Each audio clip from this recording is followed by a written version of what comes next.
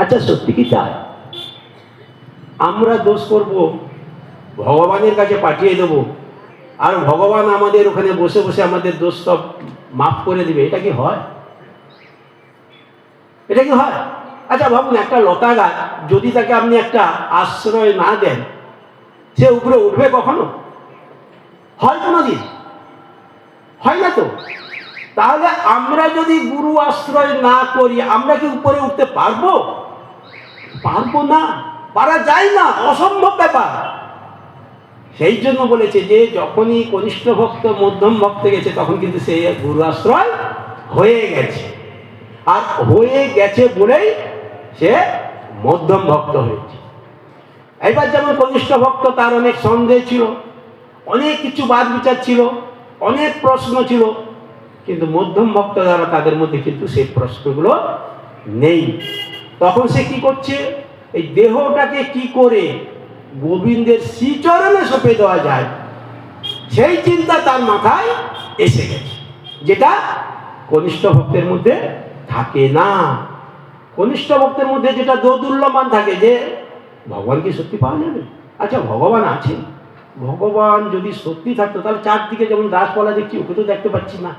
কত প্রশ্ন, কিন্তু ওই প্রশ্নের উত্তর পেয়ে এসে এমন একটা জায়গায় নিজেকে নিয়ে চলে গেছে, সেখানে কিন্তু তার আর কোনো সন্দেহ নেই। এই সন্দেহ যখন সে নাই, সন্দেহ থেকে যখন সে উপরে এলো, তখন সে হলো মধ্যম ভক্ত। তখন সে মধ্যম ভক্ত, তখন তার কাজ কি? গুরুকে সাহায্য করা। প্রথমে কি ছিল? গুরুর কাছ থেকে নেওয়া। আমি প্রথম এসেছি, তো আমাকে তো শিক্ষাটা নিতে হবে। আমি যদি না নিই, শিক্ষাটা না পরীক্ষায় পাস করি, তাহলে কি হবে? আমি নিয়েছি কিনা তার কোনো প্রমাণ থাকে না। তাহলে প্রমাণ যদি না থাকে, তাহলে আমি কে সেটাও আবার বলতে পারবো না। তাই যখন আমি গুরুর কাছে নিজেকে সঁপে দিতে পারলাম, জানতে পারলাম, গুরুর কাছে নেওয়াটা আমার কিন্তু বন্ধ হলো।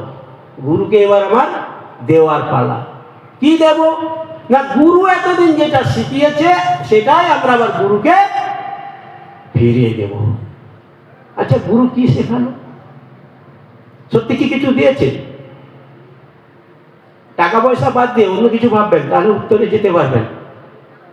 কারণ আমার গৌরী ধন সম্পদ চাই না, তোমার জায়গা জমি চাই না, তোমার অত সুন্দর রূপ ওটাও চাই না, কিন্তু কি চাই?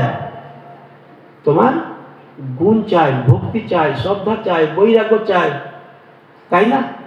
তাহলে এটা গৌরী চাই, অর্থাৎ গুরুদেব গৌরীর সময় যদি তাকে এই জিনিস দিয়ে সন্তুষ্ট করতে হবে।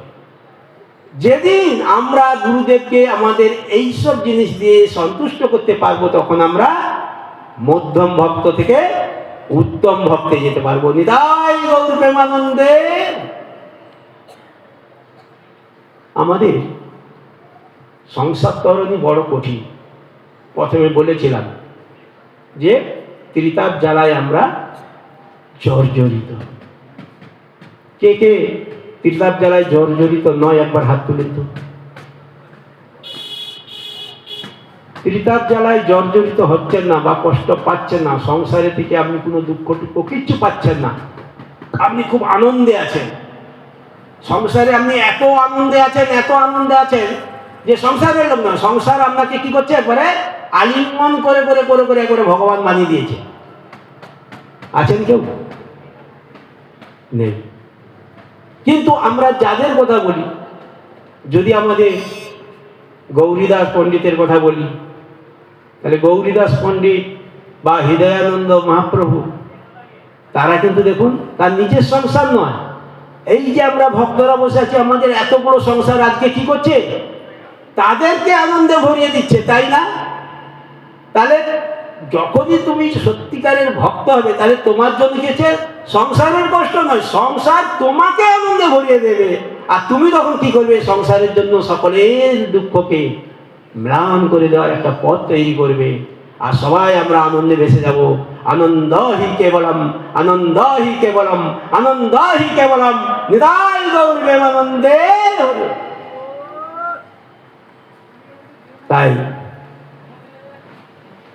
কি সুন্দর করে একটা কথা আছে, গগন ভেদিয়া উঠিল ব্রহ্মনা, হরি ওম রাম নাম, হরি ওম রাম নাম, হরি ওম রাম নাম। গগন ভেদিয়া উঠিল ব্রহ্মনা, হরি ওম রাম নাম, হরি ওম রাম নাম, হরি ওম রাম নাম। গগন ভেদিয়া উঠিল ব্রহ্মনা, হরি ওম রাম নাম, হরি ওম রাম নাম, হরি ওম রাম নাম।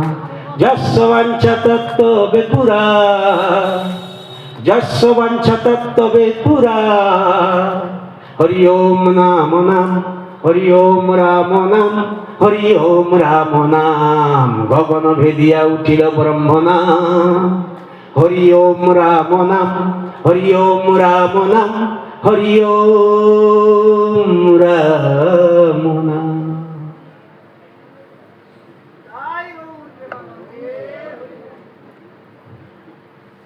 গগন ভেদিয়া উঠিল ব্রহ্মনা। আচ্ছা, গগন ভেদ করে যদি উপরে উঠে কি করে হয়? কি সুন্দর পদকর্তা পদ দিয়েছে যে গগন ভেদিয়া উঠিল ব্রহ্মনা। তো আমরা কোথায় আছি? মর্তধামে মর্ব বলে এসেছি, আর আমরা গান গাইছি গগন ভেদিয়া উঠিল ব্রহ্মনা। ওরে বাবা, কারণ আমরা এখন মধ্যম ভক্ত, তো আমরা তো কনিষ্ঠ ভক্ত না। তাই কনিষ্ঠ ভক্ত যখন ছিলাম, একনিষ্ঠ ভক্ত যখন ছিলাম, তখন একরকম আসর হয়ে গেছে। এখন আমরা মধ্যম ভক্ত, তো একটু আমাদের সত্যিকারের কি গুরু বা গুরুর সঙ্গে আমাদের কি লীলা সম্পর্ক বা কি সম্পর্ক, সেগুলো তো একটু ভালো করে জানতে হয় না? তাই কি সুন্দর করেছে যে গগন ভেদিয়া উঠিল ব্রহ্মনা, অর্থাৎ গগন ভেদ করে উপরে উঠে। আচ্ছা বলুন তো, পৃথিবীতে এমন কিছু আছে যে কাউকে ভেদ করে উপরে উঠে? জানেন? কেউ বলতে পারবেন যে কোনো কিছু ভেদ করে উপর দিকে উঠছে? হরে কৃষ্ণ, কেউ একজন? আচ্ছা, আমরা কোথায় বসে আছি? মাটিতে না? মাটি ভেদ করে কেউ ওঠে না।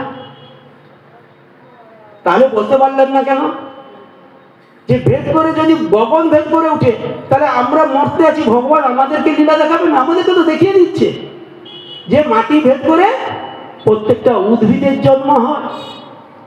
তাহলে মাটি ভেদ করে প্রত্যেকটা উদ্ভিদের যদি জন্ম হয়, তাহলে ওখানে গগন ভেদ করে ব্রহ্মার জন্ম হয়েছে, কেন হবে না?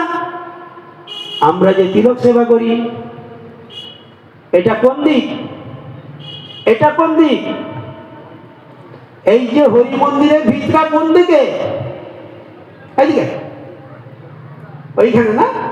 তাহলে ওখানে যদি গগন ভেদ করে কোন দিকে বুঝায়? তাহলে আপনি যদি এখানে বসে মনে করেন গগন ভেদে উঠিল বললাম, তাহলে ওই গগন থেকে আবার উপর দিকে, তাহলে কিন্তু আমাদের বোঝার কত ভুল হয়ে যায়। এই জন্য গুরুচরণ আশ্রয় করতে হয়, যে বুঝার একটু ভুলের জন্য আপনার অঙ্কটা কি ছিল, 2 - 2 সমান কত, আর আপনি কি করলেন? মাইনাসটাকে প্লাস করে দিয়ে 2 + 2 সমান করে দিলেন। তাহলে উত্তরটা কি হবে? যেটা ছিল মাইনাস হওয়ার কথা, আপনি তাকে প্লাস করে দিলেন, অর্থাৎ বাড়িয়ে দিলেন। তাহলে কি হবে? আপনার পকেটের টাকাটা ঘাটতি হয়ে যাবে না? মজা এটাই। ভক্ত হওয়া খুব আনন্দ, খুব আনন্দ। ভগবানের কষ্ট বেশি নাকি ভক্তের কষ্ট বেশি? আরে ভক্তরা তো 24 ঘন্টার মধ্যে 6 ঘন্টা ঘুমায়। কেউ যদি আরো একটু কম করে ঘুমায় তো 12 ঘন্টা ঘুমায়, আর কেউ যদি আরো কম করে তখন দেখা যাবে সারাদিন ঘুমিয়ে কাটিয়ে দিচ্ছে। কিন্তু ভগবান দেখেছেন কখনো ঘুমিয়েছে? আপনি রাত্রি হয়েছে, আপনি শয়ন দিচ্ছেন ভগবানকে, ভগবান ঘুমোচ্ছেন। ভাবুন তো, ওই সময় আমেরিকাতে কিন্তু রাত্রি নয়, দিন। সেখানের ভক্তরা কি বলবে? ও ভারতে অন্ধকার হয়ে গেছে, প্রভু আপনি ঘুমান এখন, যাই নাকি? তাহলে প্রভুর কখনো শয়ন হচ্ছে না। আমরা দেখছি এখন দিন, কিছুক্ষণ পরে রাত, কারণ সূর্যটা তখন ওখানে চলে গেছে, কিন্তু সূর্য ডুবছে না। সূর্য যখন ডুবছে না, দিন রাত্রি যখন আমাদের ভুল মনে হচ্ছে, তখন আমরা এই মায়ার মধ্যে আমরা সংসারে কি হচ্ছি, কষ্ট দুঃখ আর সুখের মাঝে আমরা ঘুরপাক খাচ্ছি। এই ঘুরপাক খেতে খেতে আমরা কি করছি না, ভগবানকেও আমরা অবিশ্বাস করতে আরম্ভ করে দিয়েছি যে ভগবান আমাদের এটা দিল না, ওটা দিল না, এটা দিল না, ওটা দিল না। কিন্তু না, ভগবান আপনার যতটা দরকার তার চেয়ে অনেক অনেক বেশি আপনাকে দিয়ে রেখেছি। আর যদি বলেন তার প্রমাণ চায়, আচ্ছা ভাবুন তো, যে মানুষটা একবারে ভিখারি ছিল, সে চাকরি পাওয়ার সঙ্গে সঙ্গে আর ভিখারি থাকে? দেখেছেন তো? দেখবেন আপনার পাশাপাশি আজকে যে বড় লোক কাল ভিখারি হয়েছে, আজকের যে ভিখারি সে বড় লোক হচ্ছে। তাহলে ভগবান কি করছে, দিয়ে রেখেছে, আপনি নিতে পারেননি তাই আপনি বড় লোক থেকে গরিব হয়ে গেছেন। আর সে নিতে পেরেছে, সে গরিব থেকে বড় লোক হয়ে গেছে। ভগবান তো কাউকে হাতে তুলে দেয়নি, না তাকে হাতে তুলে দিয়েছে, এই নে তুই গরিব, এই নে, হয় না। তাই ভক্ত হওয়া খুব সহজ, খুব সহজ। অর্থাৎ নেওয়ার জন্য আমরা ভক্ত। আমরা যদি না নিই তাহলে আমরা তার ভক্ত নয়, আমরা তখন ভগবান হয়ে যাব, তাই না? যদি আমার দরকার না হয় তাহলে আমার কি হবে? কোন পর্যায়ে গেলে দরকার হয় না একটু বলতে পারবেন কেউ? আপনার সব থেকেও আপনার দরকার হয় না, সেই পর্যায়টাকে কি বলা হয়? সেটাকে বলা হয় বৈরাগ্য ভাব। ষড়ৈশ্বর্যের মধ্যে এটাও একটা ঐশ্বর্য, সেটা হচ্ছে তার বৈরাগ্য ভাব। তাই যখন আমরা মধ্যম ভক্ত হলাম, তখন আমাদের কাছে কিন্তু অনেক অনেক সুন্দর সুন্দর কি আসে, পরিকল্পনা চলে আসে, যে আমরা কি করলে আর একটু মাত্র যদি আমরা সময় দিতে পারি, তাহলে আমরা কি করব, স্বয়ং ভগবানের কাছে আমরা পৌঁছে যেতে পারবো। তাই কি করেছে আমাদের মধ্যম ভক্তরা, গুরু আশ্রয় করার পর, গুরু নাম করার পর তাদের চিন্তা হচ্ছে কিভাবে আমি আরো প্রভুকে সন্তুষ্ট করতে পারবো। এই যে সন্তুষ্ট করতে পারবো এবং সন্তুষ্ট করার জন্য নিজেকে কি করলেন, সমর্পণ করলেন। মন্দিরটাকে সুন্দর করে তৈরি করলেন, সকালবেলা, দুপুরবেলা, রাত্রিবেলা তার আরতি হচ্ছে, প্রসাদ হচ্ছে, ভক্ত আসছে, ভক্ত সেবা হচ্ছে। তখন কি হচ্ছে, সবাই একটু আনন্দে মেতে গেল। আর আমরা তখন মধ্যস্থ থেকে আস্তে আস্তে করে আমরা উত্তর দিকে কোথায় গেলাম, আমাদের উত্তর বৃদ্ধি, উত্তম ভক্তের দিকে আমাদের নিয়ে গেল।